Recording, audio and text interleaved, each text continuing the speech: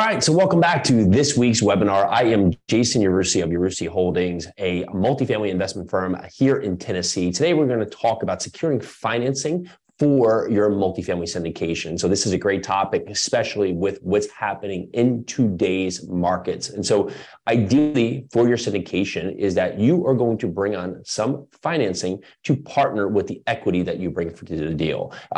In the overall big picture, financing will typically be cheaper. Debt will typically be cheaper than the equity requirement in terms of returns or the interest that you have to pay out for that. So the debt, as long as you can keep at a safe leverage, can actually control or bring down or moderate your overall cost of capital. So when we talk about securing financing for your apartment syndication, it's really going to come down to the current building, the current performance, and your overall plan. If you walk into a building, it's a Class A building, and a lot of this is now just on better marketing or management, you may take on a loan that is just simply a loan-to-value loan that's at a fixed rate that may have some built-in IO so you can build in there here, but you do not have any large construction budget because a lot of those renovations have already been handled.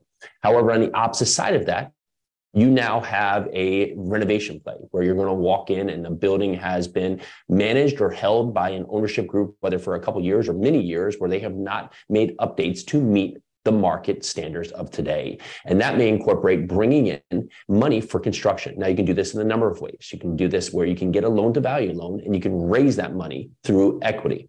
Or on the other side of it, you can get a loan-to-cost loan where you will have the loan-to-value based on the loan, and then you will have some loan amount be allocated for the construction budget. So the loan-to-cost may be a 65% of the purchase price, and then they may give you 100% of the CapEx budget. So if you think about this, you have to think about what type of project you're taking on and what type of loan will best meet that project. Many times I see that one will find a loan. That loan, they'll assume will be right for any project they have. But it's almost like when you think of tools, if you were to having to go in there and screw in a screw, you're not going to want a hammer or a wrench, right? You want the proper tool. And that's just like how you think about your loans, right? You want to have the proper tool, the proper loan that's going to meet your project. So you have a number of different options where you can look to secure financing. There is, of course, your banks, your local banks, your community banks, your regional banks, and then your big banks. Then there is agency, that is your Fannie and Freddie lenders. Then there can be credit unions. That can be another great advantage. Then there can be your bridge lenders or your construction lenders or your hard money lenders.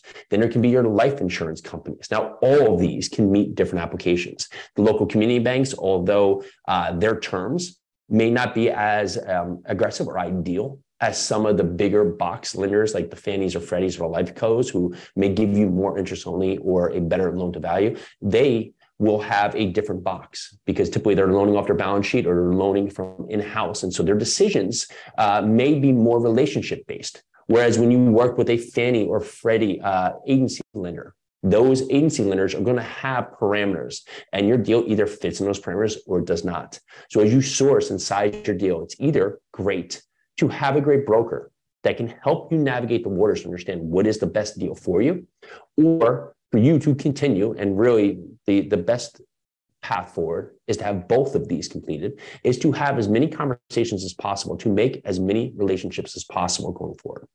Different lending opportunities or different lending institutions are going to serve to be more beneficial in certain times. Right now, you have to think about your plan. If you want to be in a deal for 3 or 4 or even 5 years, or even refinance early in your hold, you may not want to take on a agency debt with a 5.5%, 6% rate. And if you do it on a 7-year term or a 10-year term, if you do want to exit that early, if the market turns around, interest rates go down, or if you improve the property and want to refinance, it's going to be prohibitive on your exit penalty.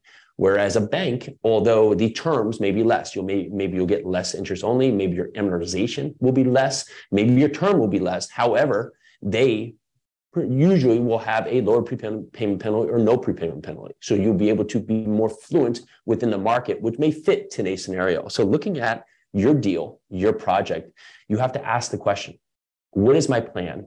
And ideally, how can my plan work with the different loan options there? because that can give you the best path forward, have the best conversation with lenders to make sure that you're all in the right place to make this the most successful project possible.